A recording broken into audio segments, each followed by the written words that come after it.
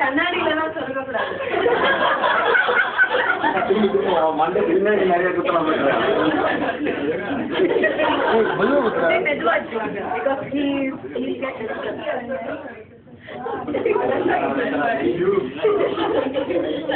எங்க குத்துனாலும் குத்து நிக்குதுடா.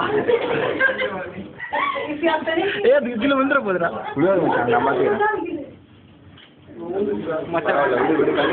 அப்படியே திரும்ப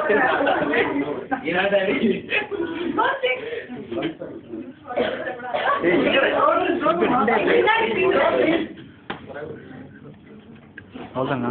அவ்வளோ நம்ம சரி